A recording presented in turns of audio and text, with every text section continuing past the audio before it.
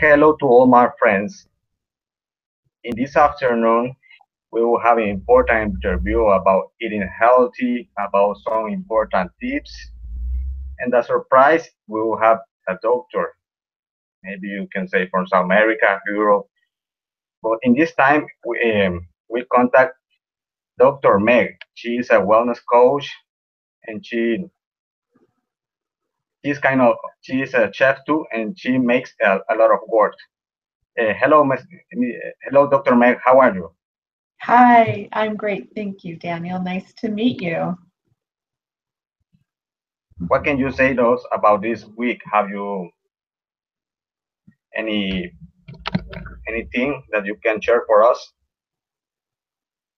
Well, I'll tell you a little bit about what I do. I'm an integrative holistic wellness coach. So I mainly help people who went through traumas as children and now have a chronic illness. So I help them get well in three different areas.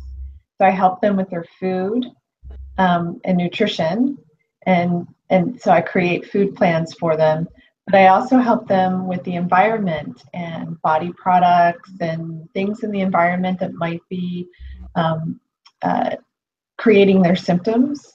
And then I help them with the inner work. I'm a doctor of transpersonal psychology, so I help people with some of the deep emotional, mental, holistic, spiritual work that can help them get well, because it you can do a lot of different things in your environment. You can change your diet, you can change all the body products that you're using, but if you don't change the inside and heal the trauma, you're probably not going to get much better. So that's the real core of what I do. So, Okay, but I worked as a celebrity chef in Hollywood for 10 years, creating diets. awesome. So yeah, yeah. So with my friends, we have some questions that we would like to ask in this afternoon. Okay. One of them is, do you have a strategy or any idea of how to reduce all problems of foods that affects North America or and part of Latin America? For reducing the foods that are, you mean the foods Uh, that are making people sick, you mean, that kind of thing? yeah, that making people obesity and sick. Yes, yes, absolutely. It's a huge problem. Um, uh, it's kind of simple when a corporation is doing the cooking, don't eat it. You know, like I know and I understand that in Latin America, there's a lot of wonderful produce, a lot of fruits and vegetables, and I've known people from South America that have told me um, that in a lot of places they still eat a lot of the fresh fruits and vegetables. And the more you can do that, the better off you're going to be um, anywhere you are. So these quick convenience foods that have chemicals in them, the body doesn't know how to process them. So it creates illness in our bodies. It can create uh, obesity. There's a number of different food chemicals that cause obesity. They can cause mental disorders like depression, or bipolar disorder can be caused by our food chemicals.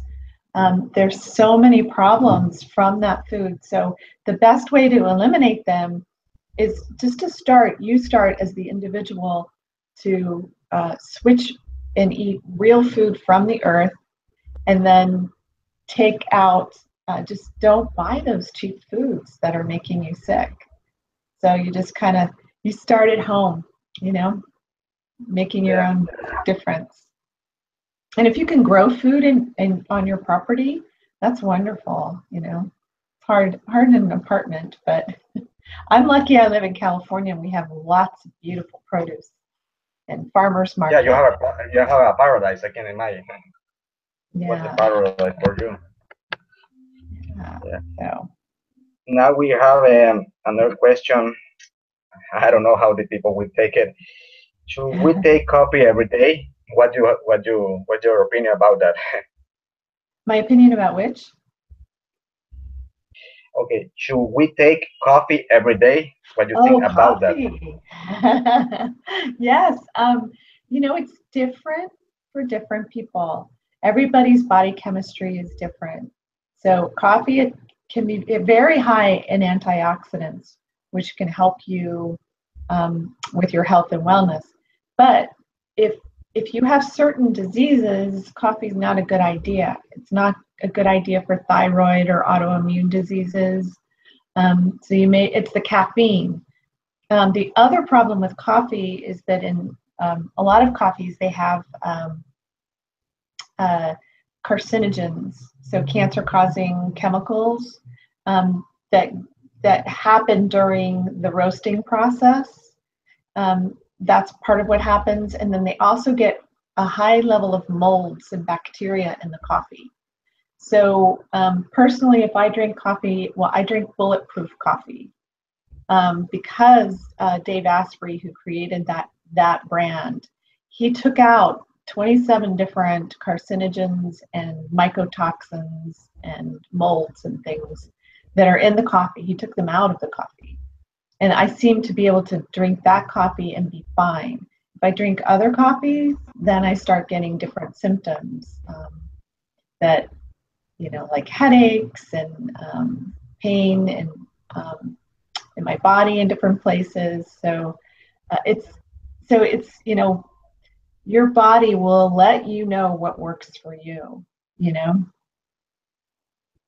Yeah, so so there's hardly anything that I say every single person should have this or that. It's different for each person.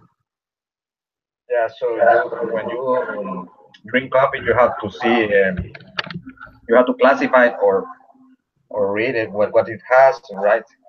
Hmm.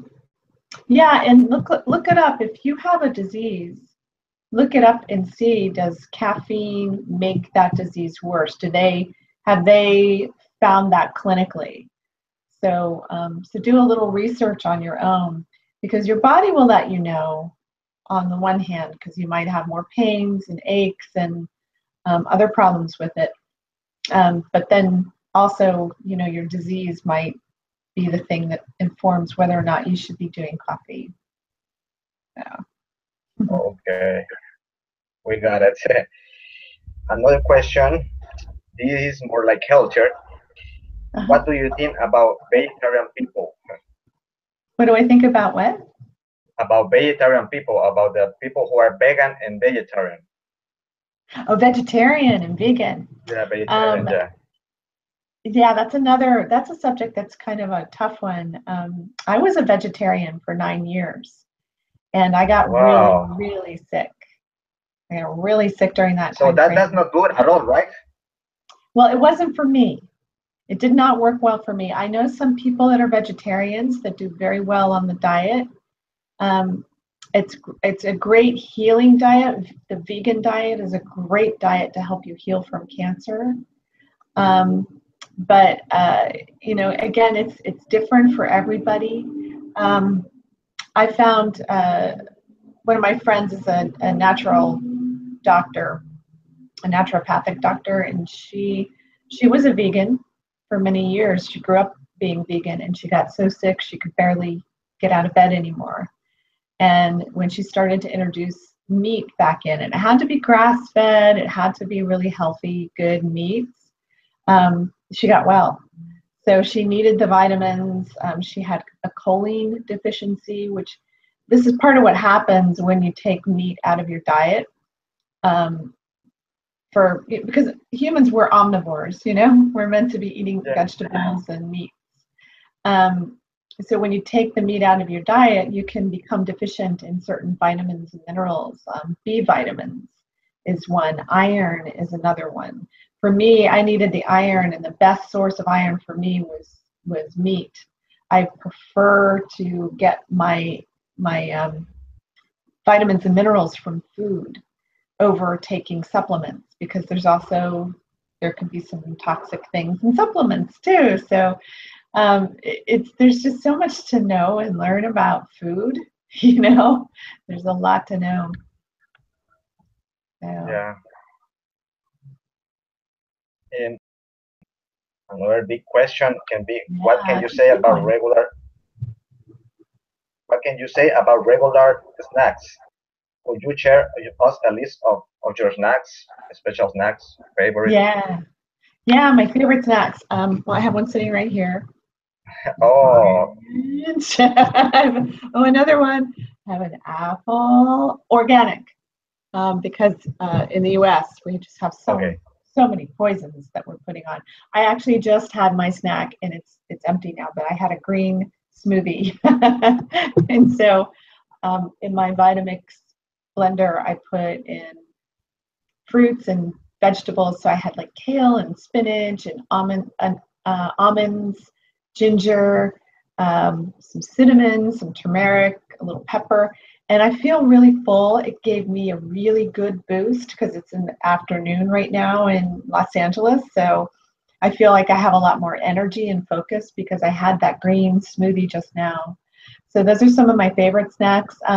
Other things I do is if I want something sweet, well, if I want chocolate, let's just go there. I love chocolate, right? You love chocolate? Um, I love chocolate, but I use raw cacao, and I'll get a frozen banana and put it in the blender with some almond milk and just a teaspoon of raw cacao and blend that up, and it makes like a banana ice cream, and it's so good. So that's another snack. Or I'll do carrots and pesto. Um, I'll make a roasted red pepper sauce and do, dip different vegetables in that. So I tend to stay with fruits and vegetables for my snacking. And sometimes, like at parties, I'll have tortilla chips with guacamole, but I try not to Oh, eat that every day I'm because if I hungry. ate that every day, I would just get bigger and bigger and sicker and sicker. Those two things go together, don't they? So, yeah. So those are some of the snacks that I use. Okay. Maybe you have answered this question, but you can say a little bit about this. Uh, what can be your meal for a day, for a regular day, beginning Yeah. from the meal, dinner, no, is in the morning and then dinner. Yes. Um, so I'm 100% gluten-free and dairy-free. I don't do food chemicals and I don't do soy products either. So I eat for breakfast. I'll have a chocolate green smoothie. So I'll do my raw cacao. There's no sugar in this, so I'll use avocados and hemp powder and chia powder and some flax meal and some stevia to sweeten it a little bit. And then I'll have that for breakfast. And then for lunch, I might have like an omelet with vegetables and a side of salad, or I might make a soup and have soup and salad. Um, and then for dinner, tonight I'll be having actually so good. I already made it up, so all I have to do is heat it up. Very easy. And I created a bolognese sauce. So it's just a tomato, and this one has beef in it, grass-fed ground beef.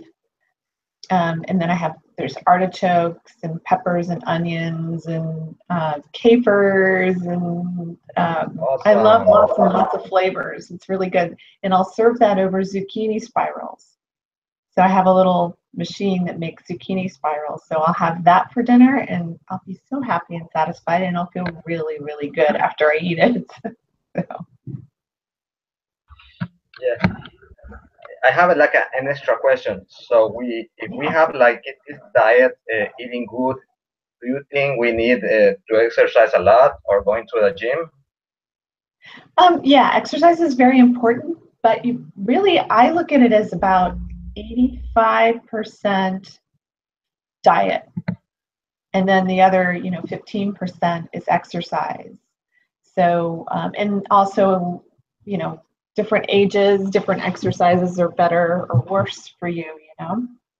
So, but doing some weight bearing exercises if you're over 40 to try to keep the bones strong, because we start to Yeah. age and things start to go, and things get a little harder. Keeping the weight off is a little bit harder too. Um, so exercise is good, but I personally don't do a lot of constant crazy exercises. I know people who do. They love it. They thrive on it. They do really well with it. It's just never been my thing. So I do a lot of with diet. So I like to hike. I like to walk. So I go for long walks and do some weight exercises. And I do have a gym membership, and I go maybe a couple times a week. So. Okay. Um, My question is, I have seen it on the internet and many videos about the milk. They said that to don't drink the milk, that is very dangerous, and many things going on. Have you heard about it? yes. Yes, I haven't had any milk for about 20 years, and I have maybe 22, 23 years, and I have very strong bones. So they say, that's the best way to get calcium. It's really not. So I always say milk is for baby cows, right?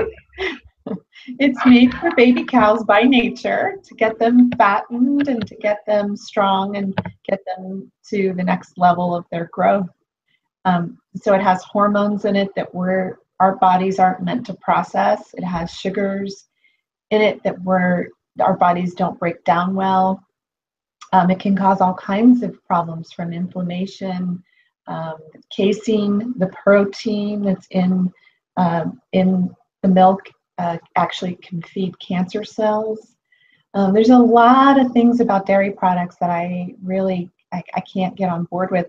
And it was really hard to give up cheese. that was tough. I loved brie, but for me, because I had an autoimmune disease, I had to be very careful about what I put in my body, because milk has high levels of bacteria.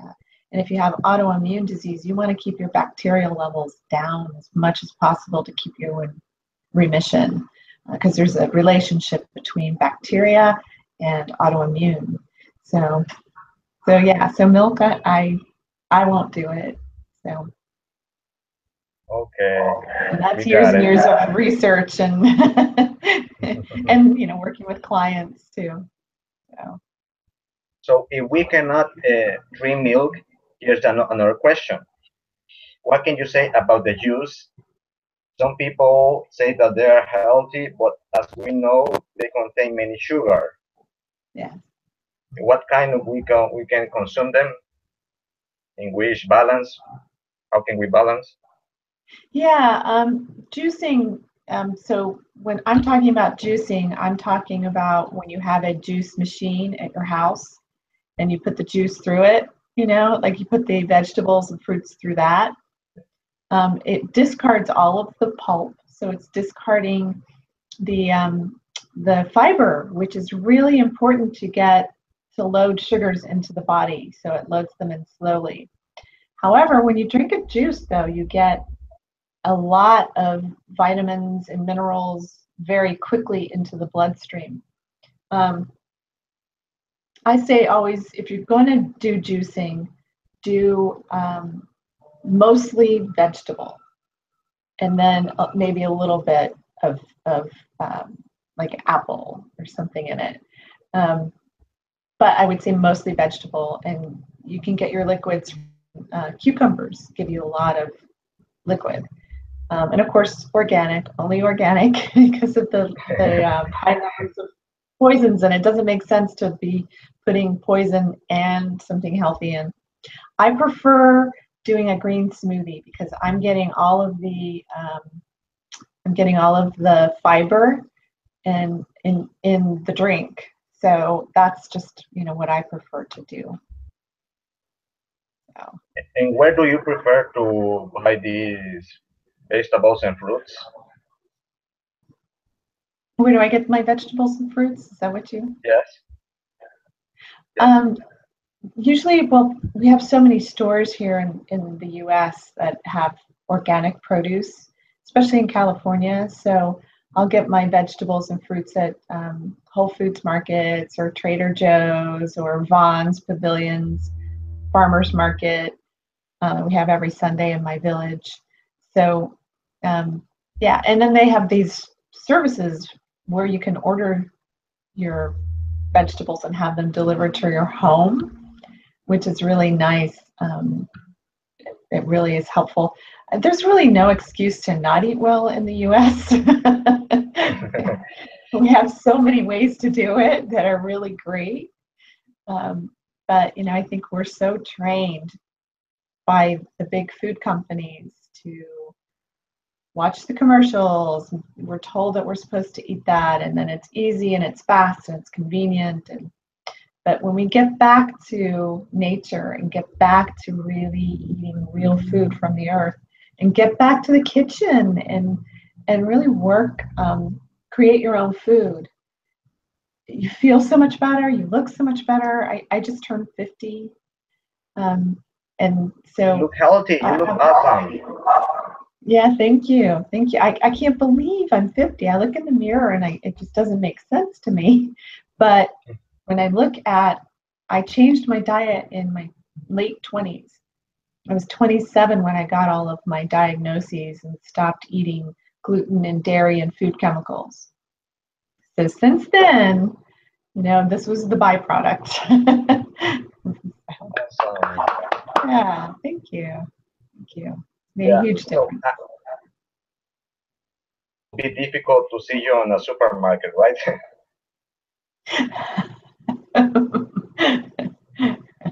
Yes, my cart is always full of vegetables. Okay. Thank you, Dr. Meg. I have enjoyed asking this question and you answering each of them and making tips of them. So, what can you say for all of us that we have been watching this video? Well, first of all, thanks for watching. And if you want more information about my work, you can go to my website at meghaworth.com. So that's MEGHAWORTH.com. And there's a lot more information on the blog, and I have a newsletter I send out every Tuesday. And this week's newsletter is on the skin and body products and detoxing from the inside out. So it'll be a good one. But anyway, I would just leave everybody with that: eat real food from the earth. If you want to be healthy, if you want to be happy, if you want to think clearly and feel good and look good well into your hopefully 80s and 90s, maybe even 100, because quality of life really improves when you put real food into your body every day. Thank you, Daniel. Okay, thank you, Dr. Meg, for giving us this minute. Maybe we can have you another day to another interview about another topic. Sure. I have lots of things to talk about. Yeah, sure. So, thanks to you to giving us this moment, and we will, thank you because we enjoy it. Oh, So we good. see you another day. Okay, Yeah, thank you. Have a thank great you. one.